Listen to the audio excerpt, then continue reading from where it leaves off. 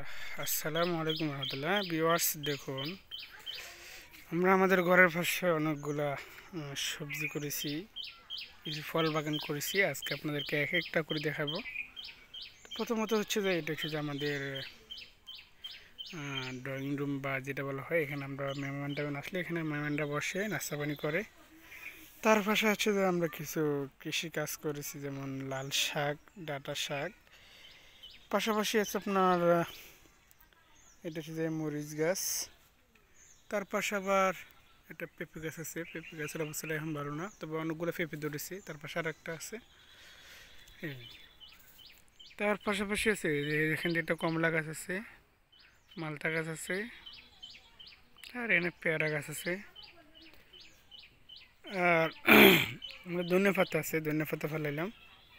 তো মরিচ গাছে অনেকগুলো মরিচ ধরেছে। এখন আপনাদেরকে আমি মরিচগুলো দেখাবো কি কি পরিমাণে মরিচ ধরেছে।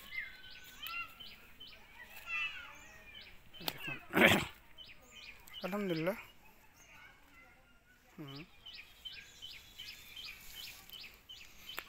দেখুন মাশাল্লাহ মাশাল্লাহ, সেই পরিমাণে মরিচ দিতেছি অনেক।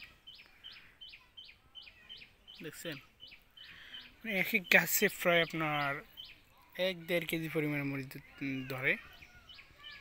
আর এটা হচ্ছে যে আপনার কমলা গাছ। তার পিছনে আছে যে লাউ গাছ। এটা হচ্ছে আমাদের ঘরের বিঠা। ভবিষ্যতে এখানে ফাউন্ডেশন করা আছে, 7 তলা ফাউন্ডেশন। তো এখানে আমরা কাজ করব। এবছর কাজ ধরা হবে না, আগামী বছর কাজ ধরা হবে।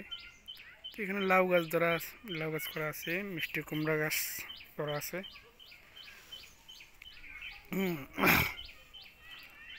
এই দেখুন, এটা হচ্ছে লাউ গাছ,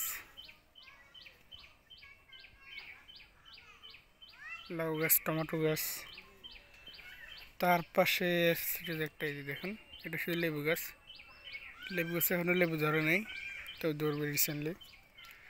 আর মিষ্টি কুমড়া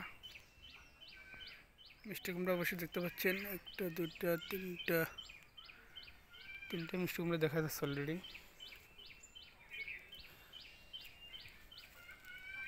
হ্যাঁ,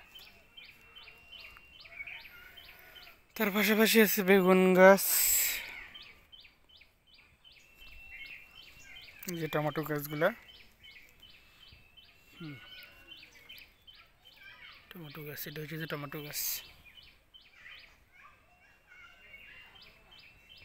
তার পাশে আবার কলা গাছের বাগান আছে একটা, অনেক সুন্দর।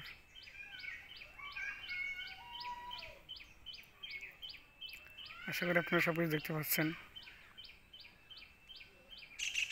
যেখানে একটা মিষ্টি কুমড়া ধরছি, একটা ওই যে ওখানে একটা, এগুলো নিচে যেটা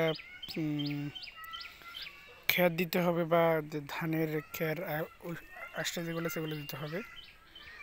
আলহামদুলিল্লাহ ভালো পরিমাণে টমেটো ধরতেছে।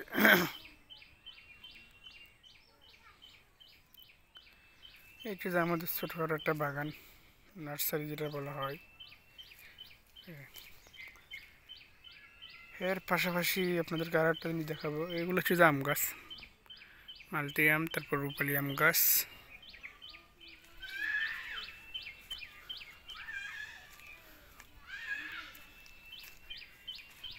মানে একটার পর একটা আমরা লাগাই থাকি, একটা পর একটা থাকে।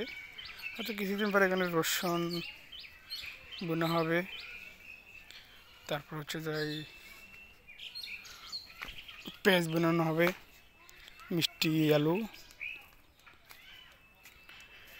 হ্যাঁ দেখুন, তারপরে হচ্ছে যে এটা হচ্ছে যে আমাদের আবাদি জমিন, অর্থাৎ এখানে আমরা ধান করেছি এরই। মাশাআল্লাহ, এবার ধানের ফলনও ভালো দেখা যাচ্ছে। গাছ এখনও ছোট ছোট।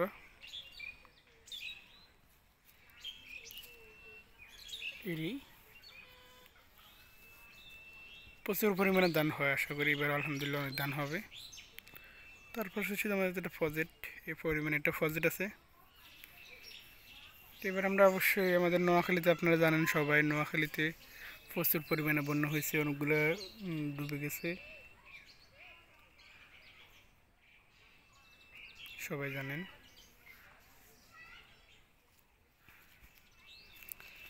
ডুবে যাওয়ার কারণে আমাদের পুকুরের মাছ পকেটের মাছ সব চলে গেছে। তো অবশ্য আমাদের বাড়ি যেখানে আছে আমরা এত বেশি ডুবি নেই, তবে মাছগুলো চলে গেছে আর কি। গড়ে পানি উঠে নেই, উঠানে পানি উঠে গেছে। এই আজকে পর্যন্ত, পরবর্তী দেখা হবে অন্য কোনো ভিডিও নিয়ে। আল্লাহ হাফেজ।